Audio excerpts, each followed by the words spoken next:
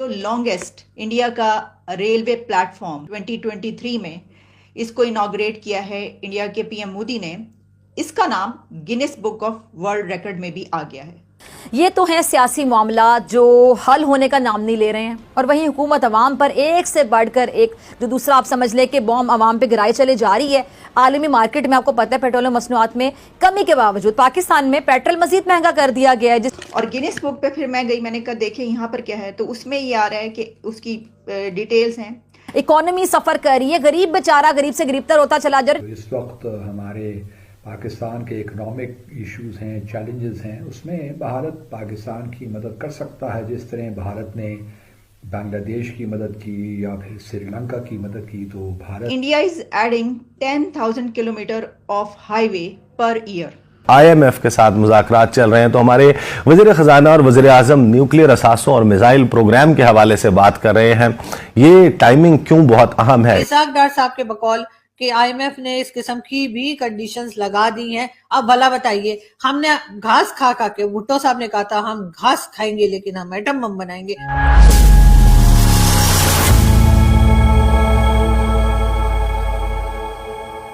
जय हिंद दोस्तों। Guinness book of world records में एक रेलवे स्टेशन का नाम दुनिया के सबसे लंबे रेलवे प्लेटफॉर्म के रूप में दर्ज हो गया है। कर्नाटक का हुबली रेलवे स्टेशन दुनिया का सबसे लंबा रेलवे प्लेटफॉर्म बन गया है। इसी के साथ इसने Guinness book of world record में अपना नाम दर्ज करा लिया है।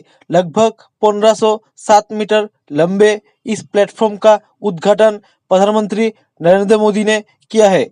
हुबली रेलवे स्टेशन 20 करोड़ रुपए की लागत से बनकर तैयार हुआ है। ये कर्नाटक का एक महत्वपूर्ण जंक्शन है। उत्तरी कर्नाटक क्षेत्र में हुबली व्यापार का एक बड़ा हब है। तो बिल्कुल जी, हमने खूब घास खाई और हम अभी तक घास ही खा रहे हैं, और उसके बाद एटम बम हमने बनाया। एयरपोर्ट्स जो हैं वो भी डबल हो गए हैं। तो जहां ये हुआ है वहीं पर पाकिस्तान में मैं ये खबर देख रही थी कि जो दुनिया की एयरलाइंस है, इंटरनेशनल एयरलाइंस, उन्होंने अब ये कहा है कि अब और नहीं चल सकता क्योंकि बहुत जो बड़ा बैकलॉग। आज मैं आपसे ये शेयर करना चाहती हूँ कि हम कितनी तेज रफ्तारी के साथ तरक्की कर रहे हैं। हम और हमारे हमसाए जो हैं उनके बीच में एक रेस लगी हुई है, और इस रेस में कौन जीता ये अब हमें देखना है। लेकिन रेस है किस चीज़ की, ये मैं आपको बताना चाहती हूँ। तरक्की की है रेस, जाहिर है कि प्रोग्रेस और हम डेवलपमेंट की।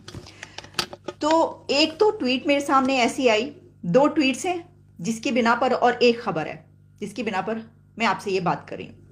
जो खबर है वो मेरे सामने आई और इसको ट्वीट किया है हुसैन हक्कानी साहब ने, और फिर जब इसके पर मैंने वहाँ पर जाकर देखा, रिसर्च की, तो पता चला कि ये खबर जो है ये बिल्कुल दुरुस्त है। और ख़बर क्या है ये हम आपके सामने रख देते हैं। देखें जी, हुसैन हक्कानी साहब ने ट्वीट ये किया है कि India is adding 10,000 kilometre of highway per year. The length of the road network has increased from 3,81,000 kilometre in 2014 when Modi was elected to 7,29,000 kilometers this year. Over the same period, the number of Indian airports has doubled. ये जी the economist से लेकर और आपको international organisations, media outlets पे ये खबर कई जगहों पे मिलेगी। तो हमने कहा ये क्या है, तो हमें पता ये चला कि ये जो लॉन्गेस्ट इंडिया का रेलवे प्लेटफॉर्म जनवरी 2023 में इसको इनॉग्रेट किया है इंडिया के पीएम मोदी ने। इसका नाम Guinness book of world record में भी आ गया है। और गिनीज बुक पे फिर मैं गई, मैंने कहा देखे यहाँ पर क्या है, तो उसमें ये आ रहा है कि उसकी डिटेल्स हैं कि इस वक्त जो the longest railway platform is 1,507 metres and was achieved by south western railway, Hubli India, Karnataka. ये इसके अंदर और भी डिटेल्स हैं कि अब इसको जो है ये दुनिया का सबसे लॉन्गेस्ट रेलवे प्लेटफॉर्म कहा जा रहा है। और ये जो है construction was part of A remodel project of A railway yard, और फिर और कुछ डिटेल्स हैं इसके सामने। तो इस तरीके से जहां और बहुत सारी डेवलपमेंट्स में और प्रोग्रेस में इस वक्त हम देख रहे हैं कि हमारा हमसाया तरक्की करता हुआ हमें नज़र आ रहा है, आगे निकलता हुआ नज़र आ रहा है। हर रोज़ हमें कोई ऐसी खबर मिलती है और फिर हम कहते हैं ओह अब हम क्या करें, अब बुराई का कौन सा और तरीका ढूंढे। फिर हम कहते हैं तरक्की कर रहा है, लेकिन देखो वहाँ पे क्या हो रहा है, ह्यूमन राइट्स की तरफ देखो। ओहो, तुम लोग इंडिया के पीएम मोदी को कहोगे ये तारीफ करोगे, तौबा तौबा। क्योंकि हमारे पास ये नहीं है कि हम कहें कि वो तरक्की कर रहा है तो क्या हुआ। जवाब तो ये होना चाहिए कि हमारी तरफ भी तो देखो ना कितनी तरक्की हुई, क्या कुछ हुआ। जैसे उन्होंने बताया कि एयरपोर्ट्स जो हैं वो भी डबल हो गए हैं।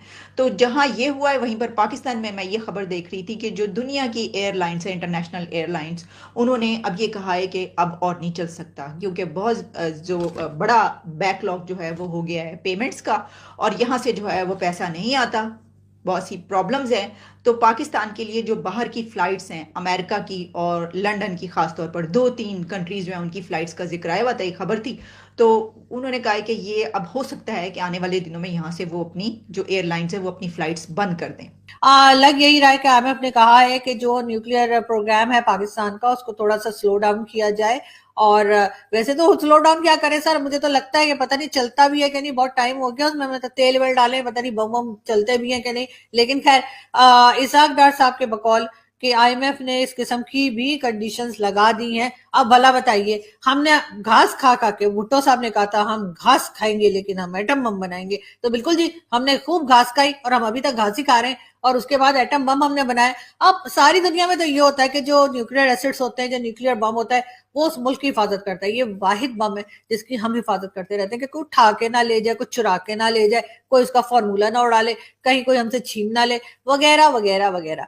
तो जी इसी किस्म की चीजें जो है वो लगता है कि आईएमएफ ने एक बार फिर कोई और कंडीशन भी लगा दिया। मुझे ना इसमें मोदी जी का हाथ लगता है। तो मोदी जी को ना बस आराम से बैठे जी, क्या हो गया, अगर हमारे पास भी एक बम रखा हुआ है तो हमने बस डराने के लिए रखा है, चलाने के लिए थोड़ी रखा है। ये भी कहा जाता है कि जी एटम बम जो होता है ना वो डराने के लिए होता है, चलाने के लिए नहीं होता। लेकिन ये हमारे यहाँ बोला जाता है, लेकिन हमारा कोई भरोसा नहीं, हम कब डराना बंद कर दें और चलाना शुरू कर दें। लेकिन हाँ ये जरूर है कि आईएमएफ ने कोई इस तरह की कंडीशन भी लगा दी। तो आईएमएफ वाले इतने फारिग है ना भाई, 23 बार तुम लोगों ने पैसे दे दिए, अगर 24वीं बार दे दोगे तो मर थोड़ी जाओगे, भूखे थोड़ी हो जाओगे, तुम लोग इतना पैसा कहाँ लेके जाओगे, ऊपर तो पैसा वैसे भी नहीं ले जा सकते, हमें ही दे दो तो हम भी वापस कर देंगे।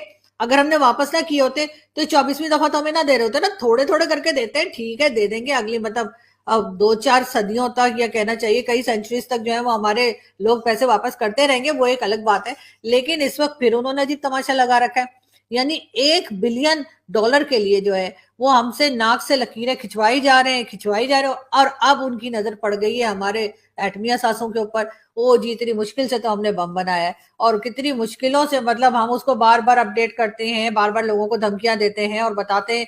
अब ये आईएमएफ वाले जो हैं ये कह रहे हैं कि जी आपके जो न्यूक्लियर एसिड्स हैं उसमें हम जिस तरह से कहेंगे उस तरह से रखोगे, जैसे हम कहेंगे वैसे वो चीजें खरीदोगे या कुछ भी उसको अपडेट करोगे, इस किस्म की बातें करें, तभी उन्होंने दी। ना मैं भी कहूं कि जी डिफेंस बजट कह रहे थे तो बस ठीक है, डिफेंस बजट भी हम कम कर देंगे, ऐसी कौन सी बात। जय हिंद दोस्तों, स्वागत है आपका आपके YouTube चैनल जय हिंद पर। वीडियो को लाइक और चैनल को सब्सक्राइब जरूर करें, और हम आपके लिए पाकिस्तानी मीडिया के एक से बढ़कर एक लेटेस्ट वीडियो लाते रहेंगे।